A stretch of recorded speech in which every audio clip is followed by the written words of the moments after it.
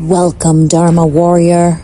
In this space, we walk the path of truth with steady hearts, protect what is sacred, and choose peace without abandoning strength.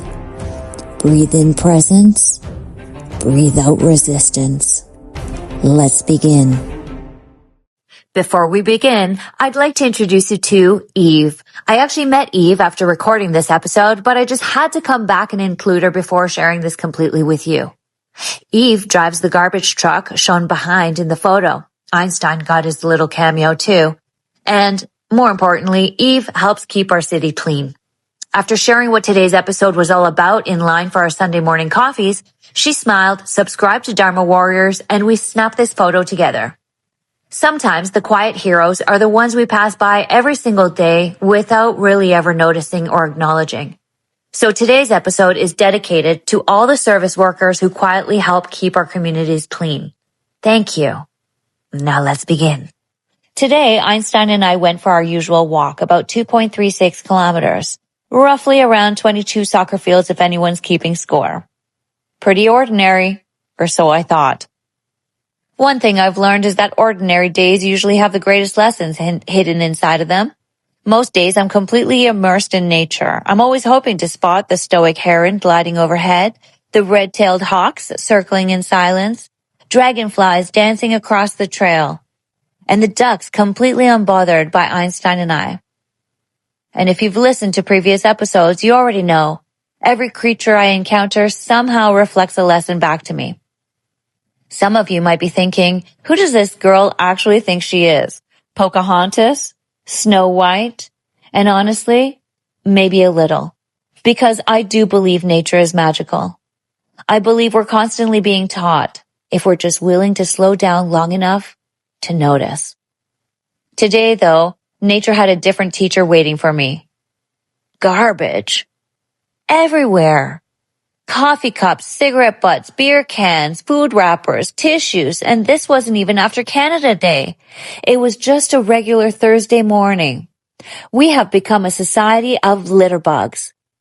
Now, before somebody gets all excited, I know I didn't pick it up either today. I had Einstein attached to one hand, coffee in the other, so today I was a little short-handed to become the neighborhood cleanup crew. Although I have to admit, I do think I'll strongly consider picking up other people's garbage on another day. Today's assignment, though, was simply to observe and be pensive. Because frankly, once you notice something, you can't unsee it. And that's when I started contemplating even deeper. What does this actually say about us? Not about one person, but about us. How did we become so comfortable making our mess somebody else's responsibility? And listen, every time I carry a warm bag of Einstein's poop, which, by the way, I find slightly humiliating every single time until I find the next garbage can, I honestly can't understand why someone can't carry an empty Tim Hortons cup just another 100 feet. Is it laziness, complacency, or maybe both? And here's where my mind wandered even further, because it always does. We don't only do this with garbage. We do it with everything. Either subconsciously or literally, we tell ourselves, oh, somebody else can speak up. Somebody else will volunteer. Somebody else will help. Somebody else can fix it. Somebody else will get that. Somebody else will protect nature. Somebody else, somebody else, somebody else. Until eventually, nobody does it unless it's their job and getting paid for it. So then I switched gears and thought about salmon. I know, we're talking about fish now.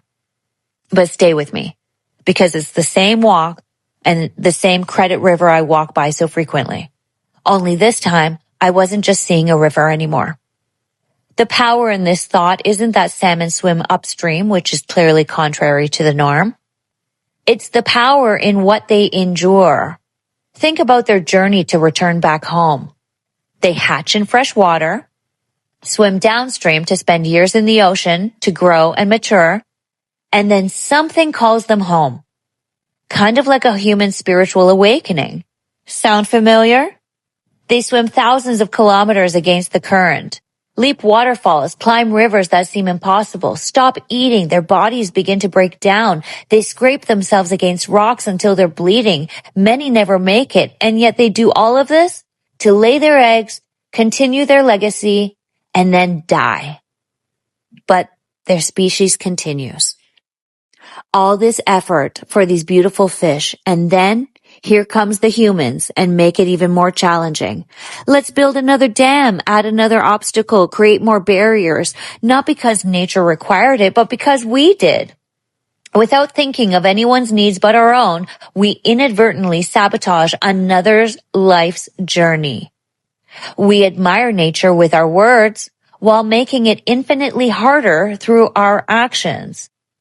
Every salmon that reaches its destination has earned that moment. Not because the river was easy, but because the salmon was willing to struggle for life itself. Maybe the question isn't whether salmon are resilient. Maybe it's whether we've forgotten to respect that resilience. Would they willingly swim through polluted water if they had the choice? Of course not, and neither would we. I could only imagine your face if you invited me over for dinner and I dump a bag full of garbage in the middle of your living room just before we sat in the next room to eat. Somehow we've become perfectly comfortable creating exactly just that. Well, it's not where I live. It's not where I eat. But in reality, it affects what we eat, need I remind? It's not just in our parks or rivers that this occurs, but in our communities, our conversations, our attitudes, our habits. Every tiny decision either makes life a little easier, a little harder, or even more distasteful, uglier for the people and creatures coming after us. And that's the part that hit me.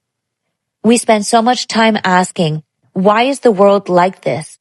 While quietly contributing to the very thing that we're complaining about. Maybe changing the world doesn't take a big plan or fundraising event where we only donate our time and efforts for a few hours. Maybe it starts with carrying your garbage to the next bin without fail. Maybe it starts by picking up somebody else's. Maybe it starts by choosing that as an individual, we choose not to make life harder for everyone around us. Funny enough, today's greatest lesson wasn't hidden inside a random animal sighting. It was hidden in plain garbage. Who would have thought? So the next time you head outside, look up, look around, and look down. Life is constantly trying to teach us something. When I say I want to be just like the salmon, I mean resilient, tenacious, ever so courageous. Their entire life cycle reminds us just how much they depend on us to protect the habitat that they call home. The cleaner the water, the better chance they have to thrive, while continuing to feed us in return. Every scar on a salmon tells the story of life refusing to give up. So to you, the human listening, keep going, even when it hurts, even when it seems impossible. And on that note, if you have a free hand, pick up some damn garbage. Until we meet again, walk with courage, lead with compassion, and protect your peace. We are the same